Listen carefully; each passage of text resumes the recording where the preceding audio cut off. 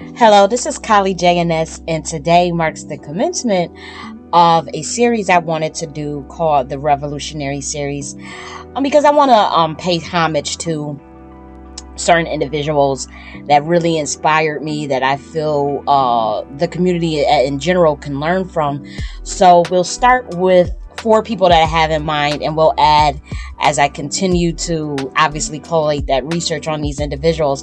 But we are starting off, I'm so excited, we are starting off with the beautiful Thomas Sankara.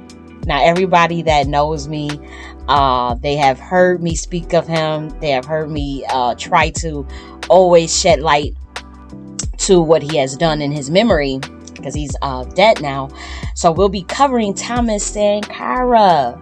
This is one of my favorites. He is one of my favorite persons in the world, and I know that we can learn a lot from his spirit as a melanated person, and even men can learn from him.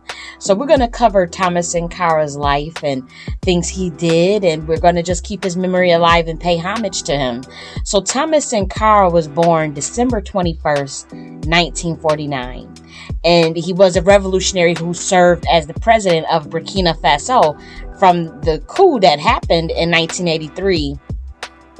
And he served for 4 years and was ultimately murdered in 1987. But we're going to step back to cover from when he was a young teenager.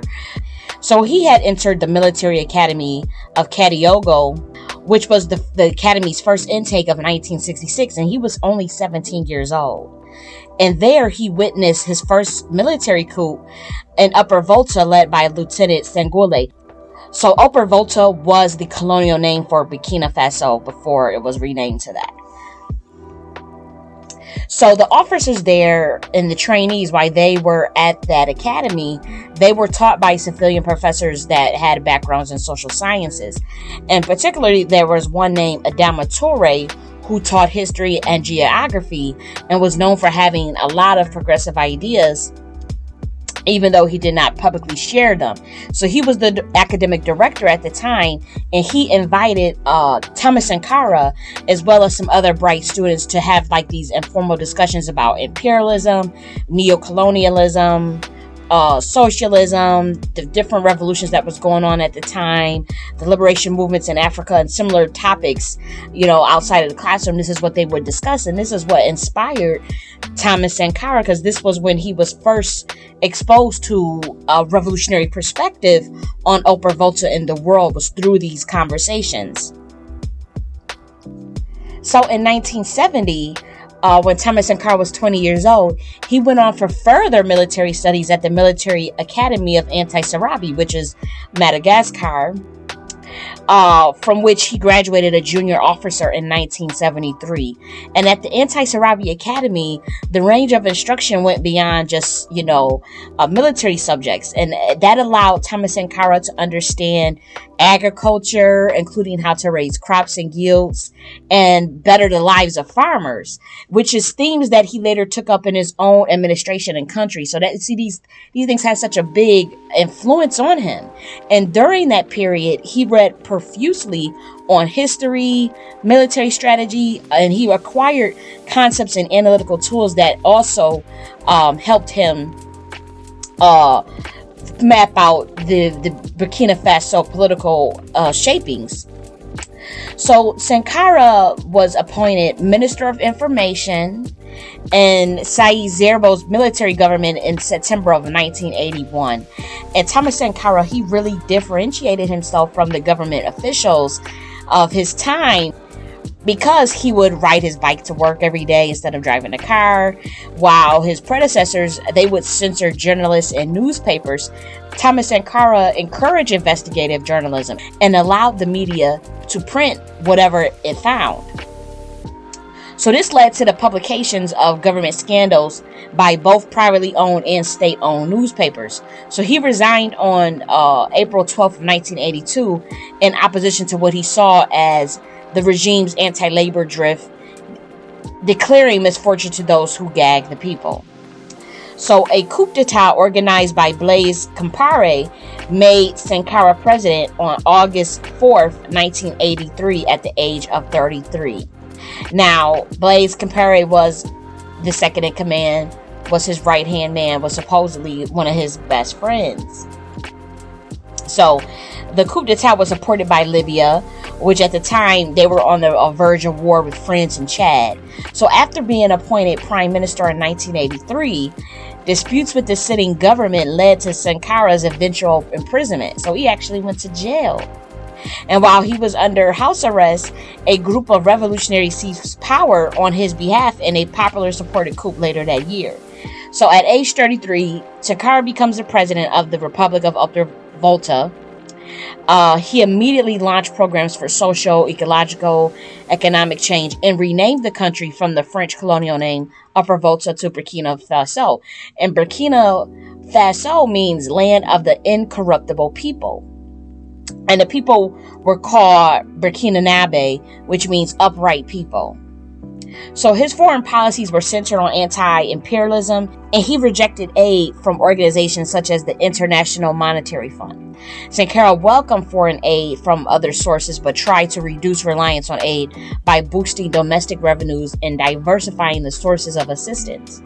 His domestic policies were focused on preventing famine with agrarian self-sufficiency and land reform. So he prioritized education with the nationwide literacy program, and he promoted public health by preventing meningitis, yellow fever, and measles, which saved 18,000 to 50,000 children annually. So his government focused on building schools, they built health centers, they built water reservoirs, and nearly 100 kilometers of rail with little or no external assistance. So total cereal production actually rose by 75% between 1983 and 1986. And other components of his national agenda included planting over 10 million trees to combat the growing desertification of the CL. And he redistributed land from private landowners, suspending rural poll taxes and domestic rents. And he also established a road and railway construction program. On the local level, Thomas Sankara called on every village to build a medical dispensary and had pharmacies built in 5,384 out of the 7,500 villages. From 1982 to 1985, the infant mortality rate dropped from 208 per 1,000 births to 145. And school attendance under Thomas Sankara increased from 6% to 22%. He also outlawed female genital mutilation, forced marriages, and polygamy. He appointed women to high governmental positions and encouraged them to work outside the home and stay in school. He redistributed land from feudal landlords and gave it directly to the peasants. And wheat production rose in 3 years from 1,700 kilograms per hectare to 3,800 kilograms per hectare, making the country self-sufficient in food production. So shortly after attaining power, Sankara constructed a system of courts known as Popular Revolutionary Tribunal. And the courts were created originally to try former government officials in a straightforward way so that the average Burkina Faso citizen could participate in and oversee the trials of enemies of the revolution. So they placed defendants on trial for corruption, tax evasion, or any other counter-revolutionary activity. So sentences for former government officials, they were often light, but these tribunals, they were a way for the citizens to get involved in stopping government corruption. Sankara's revolutionary programs for African self-reliance made him an icon to many of Africa's people. And Thomas Sankara remained popular with a considerable majority of his country's citizens, though some of his policies alienated elements of the former ruling class because they were down with the colonial power. So Thomas Sankara just going off of the rails and really putting self-reliance and self-determination first, obviously that made him antagonistic in their eyes, including the oligarchy of Burkina Faso, which would be like the tribal leaders, because they were stripped of their long-held, traditional privileges of forced labor and tribute payments. And the government of France and its ally, the Ivory Coast, did not really care for what Thomas Sankara was doing. Obviously, they were into the colonial thing, and Burkina Faso was becoming self-sufficient in food. They had healthcare, they had water, they had education. Thomas Sankara was really doing amazing things. He also came up with the Committees for the Defense of the Revolution. That was formed, and the CDRs were created as a way to counterweight the power of the army, as well as to promote political and social revolution. And what I really liked about Thomas Sankara is how he improved women's status in the Burkina Faso society. And that was actually, Thomas Sankara has writings on this, if you can get your hands on it. He is absolutely brilliant, man. He stated that that was one of his explicit goals, was to look out for the women. And his government, they included a large number of women that was unprecedented in West Africa. He banned female genital mutilation, you know, and women were very important to the infrastructure of Burkina Faso. And Sankara, he also encouraged husbands to go to the market and prepare meals to experience for themselves the conditions that women had to face when they got pregnant and childcare. So he just wanted the men to understand their women better. He encouraged marriage. And he had recognized the challenges faced by the African women. He gave his famous address to women, to black women, on International Women's Day on March 1987 in Africa, obviously.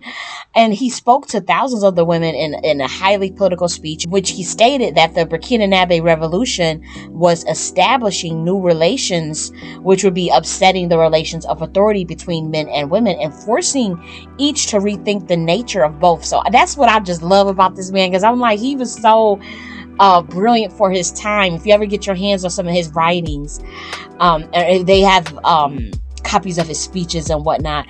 He's really fascinating. He is really amazing, man. You know, one of my favorites of all times. I have to say, one of my absolute favorites. I thank him so much. So he was saying that, you know, upsetting those relations and, you know, having people question how they relate to these gender stuff that's going on. He said it was a formidable but necessary task.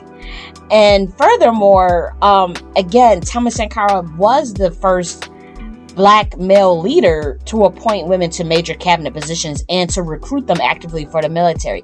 Now, he understood that some women were going to be in the house cooking and cleaning and doing that role, more patriarchal traditional role. And then he also understood that there were some women they're not called for that, and they can do other things too. There was a lot of women in construction. There were women in the military. There were women in education, a lot of teachers that were females. He didn't really care about the gender. It was more so of the human expressing their true calling in life, and it was whatever their purpose was. And some women have different goals in their life, and Thomas Sankara was very understanding of that. So, you know, Thomas Sankara, he spoke out about the colonialism. He went out fighting. Like, France became the main target of the revolutionary rhetoric because they had exploited Burkina Faso for so long. You know, at that time it was called Upper Volta. But Thomas Sankara, he violently criticized French policy, and French economic aid was actually reduced by 80% between 1983 and 1985 in Burkina Faso. By 80%. He didn't want nothing to do with them. And that made all the other sellout leaders surround the other puppet banana republics in Africa, for instance, like say the president of Ivory Coast at this time, they started to get scared. They're like, look, you're coming at France so hard, you're making it rough for us. You're gonna punish us, you know, that type of thing. Coon behavior. And it really put a target on his back in severe ways. And he had good relations with the Ghanaian president. So the Ghanaian president, he kind of supported him. They were friends. His name was Jerry Rawlings. And then a Libyan leader, Gaddafi, supported him as well. But other than that, he was very isolated in West Africa as someone who stood up against colonialism. And leaders close to France they were very hostile to him, including, again, the president of Cote d'Ivoire, which is the Ivory Coast, and the president of Morocco. They were like, look, you are really shaking up the structure and the status quo, and you are doing too much.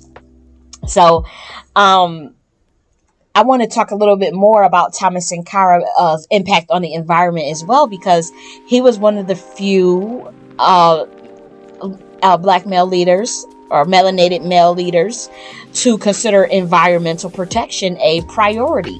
He engaged in 3 major battles against bushfires, which would be considered as crimes. So he also planted 10 million trees in Burkina Faso in 15 months during the revolution. And he did that to advance, vegetation and to reduce droughts. And Thomas Sankara, he also proposed the planting of wooded strips of about 50 kilometers crossing the country from east to west. He then thought of extending this vegetation belt to other countries.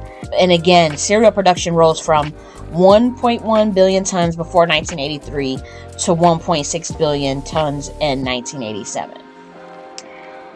Another thing he did to stand with the people is that he sold off his government fleet of Mercedes and made the cheapest car sold in Burkina Faso, that was made in Burkina Faso, it was called the Renault 5, the official car service of the government officials. He reduced the salaries of well-paid off public servants, including his own, and forbade the use of government chauffeurs in first-class airline tickets. He opposed foreign aid, saying that he who feeds you controls you. He spoke in forums like the Organization of African Unity against what he described as the neo-colonialist penetration of Africa through Western trade and finance. He called for a united front of African nations to repudiate their foreign debt. He argued that the poor and exploited did not have an obligation to repay money to the rich and exploiting. Sankara converted the army's provisioning store into a state-owned supermarket open to everyone. This was the first supermarket in the country. He forced well-off servants to pay 1 month's salary to public projects. He refused to use air conditioning in his office on the grounds that a luxury was not available to anyone but a handful of the Burkina Faso citizens. He also lowered his salary to $450 a month and limited his possession to a car, 4 bikes, 3 guitars, a refrigerator, and a broken freezer. He also was an amazing guitarist, and he wrote the national anthem himself for Burkina Faso. So this was an amazing man. Very few like him. If we wouldn't have a lot of problems in these communities if we had more men like him, to be honest. You would have less complaints from the women, honestly, if you seen more of his spirit out there in these men than what's going on today. These rappers talking about killing each other. They talking about literally killing other black men. There you see no revolutionary spirit from them. You see nothing of the sort, no plan of action anywhere. So you have Thomas Sankara, who is a needle in the haystack. He is the pillar of manhood and masculinity, and he's on an island of his own. Because if there was plenty of men like him, you best believe you won't have all this bullshit going on with the relationship dynamics between women and men among the melanated people. Now, I get it that he's not from my tribe. Like, I'm a black American. He's obviously an African, but where I learned a lot from him, his teachings, his writings, his speeches, and just as a human, when you look at it just beyond just tribal lines and bloodlines, and just what he accomplished as a human, as a revolutionary who stood up for injustice and exploitation of his people, that's very inspiring, regardless of us having different bloodlines. Obviously, me coming from America, that is, to me, I have to give him a lot of praise, because even though we're from different parts of the world, that's an inspiration To me, it's inspiration. It should be an inspiration to anybody who's being exploited by power structures for decades, for centuries. That should be inspiring to anybody who's had to deal with oppression of their people and land theft and colonization, slavery, and all types of exploitations. Anybody who has been through that can relate to what Thomas Sankara did. That should just be obvious. And with me, he has my total praise and honor, because he should have been cloned, to be honest. Like, if we could have cloned him and had him everywhere, we would be in a better place as melanated people globally. We really would if we could clone him and have him everywhere throughout where melanated people reside. Because he got the job done, but it came with a consequence. So now I want to get into that. Unfortunately, my Thomas Sankara, on October 15th, 1987, Sankara, he was killed by an armed group with 12 other officials in the coup d'etat organized by who? His former friend, Blaise Compaoré. See the backstabbing and the jealousy? You see how niggas will do you? That just breaks my heart, because they was in pictures together. You could see them in pictures together. You can see them chilling. He was the second in command. He's the one that set up the coup for him to become the president. But now he sets it up to kill him? Oh my gosh. So they overthrow Thomas Sankara because they said Thomas Sankara jeopardized foreign relations with the former colonial power France and neighboring Ivory Coast. Do you see how they were cooning? Do you see this? Do you see this? Like, this just... And so they plotted to assassinate him because of this, because he was such a revolutionary, standing up, made the country self-sufficient and food production. They had gold as well. They never talk about Burkina Faso's gold, but at one point they were number 2 in gold production in the world, number 2. So his assassins, they singled out him and executed him, and they also killed 12 other people at this time. And his body was riddled with bullets to the back, and he was buried in an unmarked grave, while his widow Miriam and 2 children, they had to flee the nation. They had to leave because they were going to get killed as well. So Blaise Compaoré, the one who said it, that backstabbed him, that was jealous of him and cooning for colonial powers, immediately reversed all the nationalizations, all the work that Thomas Sankara had done. That's, you could tell he was a puppet. He was a puppet. He overturned all of Sankara's policies. He rejoined the International Monetary Fund, which we all know did exploited Africa. He joined the World Bank to bring in funds, but they were self-sufficient economy. So why did he do that? See what I'm saying? You see how he was paid, how he was a puppet to do this. And this is what a lot of African leaders do, and they don't ever want to talk about it. And I'm not trying to bring no smoke my way, because I see it, we all see it, and it is what it is, and we've seen it for decades. But he made it like illegal to say Thomas Sankara's name. Like, you will go to prison. Like, this is the level of jealousy from a nigga who will sell you out. That's what I'm saying. Like, it be your own people, and you do have to watch your back at all times. You can't let people get too close to you when you're doing that type of work, because a lot of people do be agents. A lot of people are operatives, and they will set your ass the fuck up. And it just hurt my heart, because Blaise Compaoré ended up becoming the president, right?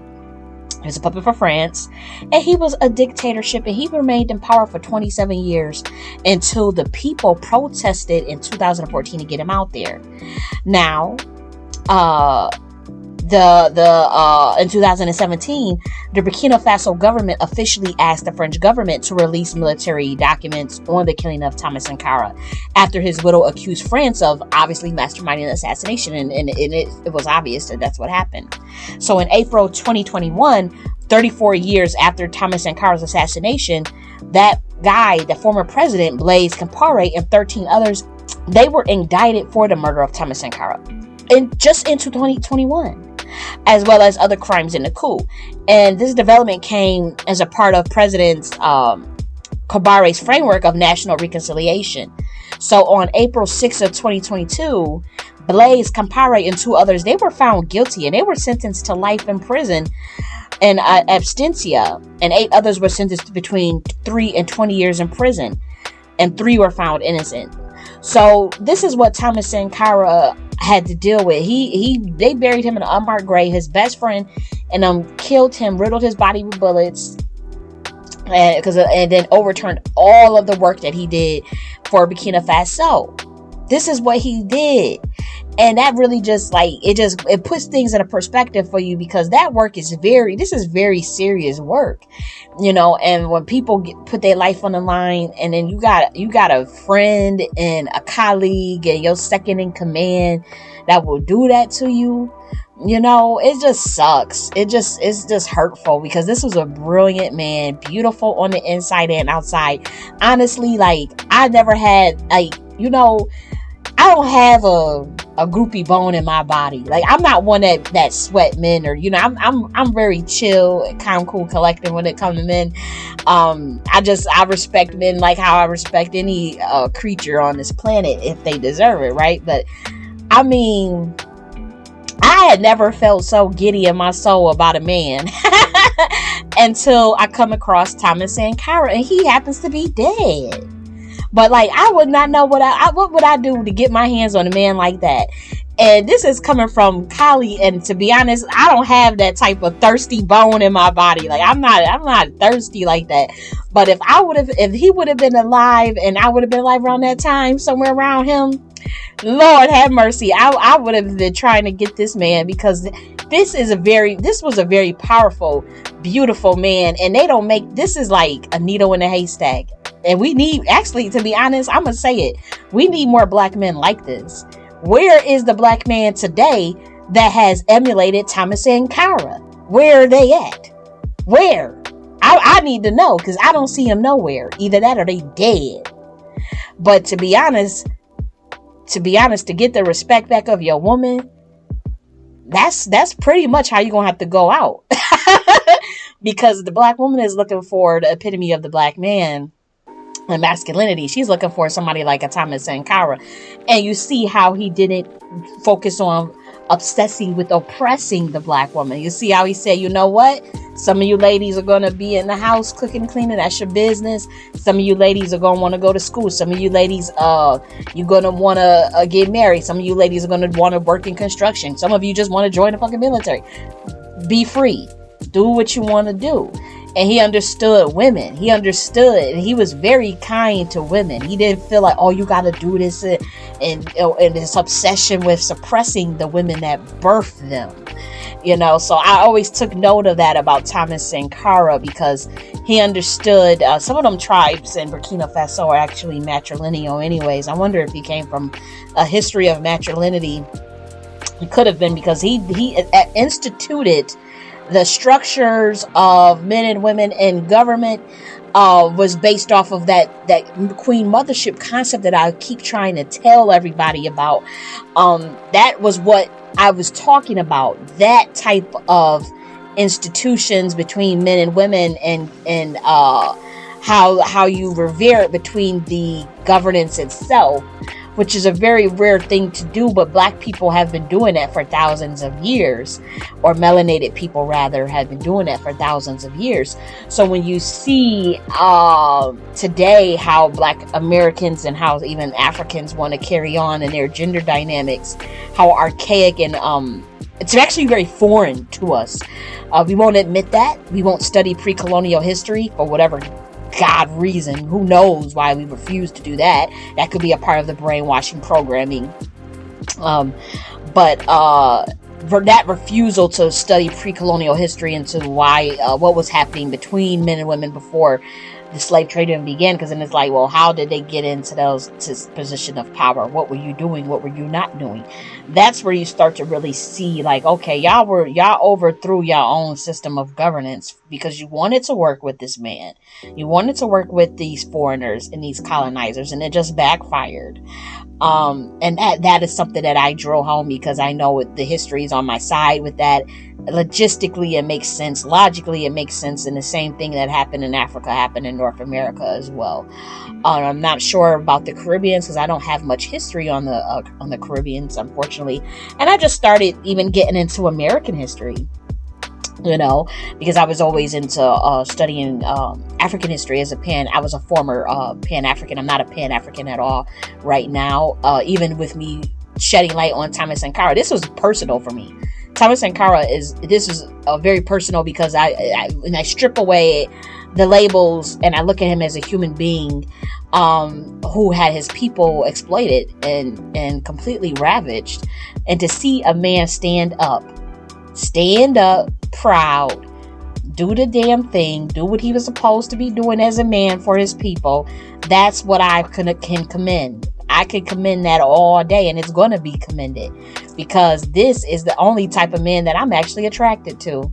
So I've really it's really personal for me because, again, I enjoyed his writings. I enjoy learning about him. I enjoy his speeches. I enjoy everything about Thomas Sankara that there is to be enjoyed. And this would probably be the only man that you would hear me talk like this about, because he's the only one that did something, had a whole plan of action. And if there were more men that were like this, you will not hear all these women complaining. You will not hear you wouldn't have half of the shit you see in this community if more men did decide to implement blueprints, implement structure, and really implement a plan of action, whether it meant they deaf or not. He knew he was going to die. Thomas knew how to show his people that they could become dignified. He said, I want you to become dignified. I want you to become proud through willpower, courage, honesty, and work. And this is what Miriam Sankara said about her baby. Now, I know this is another woman's man. This is Thomas Sankara. Miriam Sankara, we honor her too. Because I'm not sure if she's still living. But this is what she said. She said, what remains above all of my husband is his integrity. And, he had a lot of integrity, and they just don't make him like this no more. I'm like, where is he at? Like, the men that are like this, it's like, you can see people talking like Boosie Badass on the social medias, and these people talking so horrific, with just leading these young children astray, talking about smoking lean and drinking lean and doing Percocets in the videos and showing the cups with the pills and all this stuff. This is what they're promoting. This is what black men are promoting to young children, young black women, and young black boys. And that is very offensive, because it's like, in my mind, this is how I view masculinity. Thomas Sankara. That is the type of man that I'm thinking that all of y'all need to be like. But when I'm looking outside my window and I'm looking, or I go and hear something from you, these men on the TVs and stuff, I see no revolutionary spirit. I see puppets. I see controlled opposition. I see niggas that will sell each other out for a penny. I just see it's just bad. It don't look good. It's not a good look. And all I gotta say is, I know he may not be from my bloodline as far as him being an African, but as far as him being a man, that transcends the bloodline in terms of his masculinity and his righteousness and integrity. And I do want to say that he needs to be an inspiration to you black men, whether you're from America or not, because he was the one that stood up. He is a true child of Ma'at. He is a true child of the primordial mothers. Primordial mothers are very proud of Thomas Sankara, as well as the Dark Goddess, because he did a lot for his people. We are very proud of him, and we love him dearly. So he was a beautiful man, and he is surely worthy of praise. So this is what this so-called black man should be inspiring to be. Yes, you should. You should absolutely be inspiring to be like Thomas Sankara. And yes, those are tall shoes to fill. But if you stood up, then you will see changes made on the galactic level, on the spiritual level, and on the physical level on this planet. You will see changes, and you will see your work not be in vain. Okay, so you don't want to be listening to those rappers who's talking about killing each other. They be in the videos with the guns. I saw this video. They were showing the guns in the video, pointed at the camera, talking about they gonna blow your brains out with ponytails in their hair, pig ponytails in their hair, like a girl. One even had on a wedding dress. This was a Haitian guy, a rapper, with a wedding dress on, with the barrel of the gun in his mouth, on his knees doing the dance, and then taking a gun and pointing it at the camera. I'm like, this is so demonic. I'm like, this is crazy. How is the black man looking like this on TV? I'm like, and then making it bad for my tribe, who's really trying to get it together, because he's doing Black American music, and he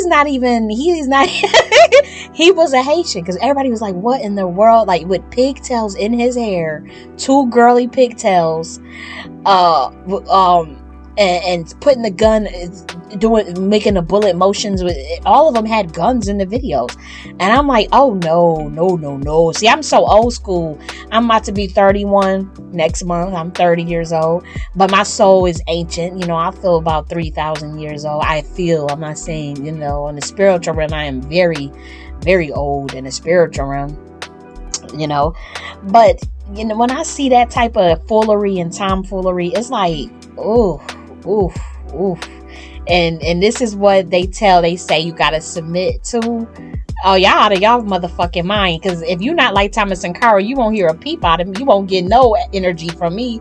Because those are the type of only men that I'm attracted to, is men like that. Is men like Thomas Sankara. I like strong. I don't like no weak man. I can't stand no weak man that's not gonna fight for himself and not say nothing, not do nothing, stand up. You gotta be doing something. That's what I get off by. But guess what? The next person that we're going to do is Darren Seals. We'll do Darren Seals. I had always appreciated him. I've always loved him. So we'll be doing Darren Seals next. And then we're going to do some women. We got some women coming too. So Thomas Sankara, we love you so much. We praise you so much. We know you on the other side. May your spirit continue to be free, prosperous. May you look after us. For those of us who are revolutionaries and want to be inspired by you, we are so inspired by Thomas Sankara, and may you live forever on the other side. And we just adore you. Queen mothers adore you. The dark goddesses adore you. The primordial mothers adore you, because you was the one that stood up for your woman, that stood up for your people, and stood up for your rights, human rights and justice. So we thank you, beautiful Thomas Sankara. So that's it for this particular video, guys. I'm going to come back. We're going to do Darren Seals, and y'all see me swoon over him too. We're going to do Darren Seals, and then we got one of my baby girls coming up. I'm going to save her name. I ain't going to say her name in this video. We got one of my baby girls. We're going to do her as well. So I'm going to talk to y'all later, and bye.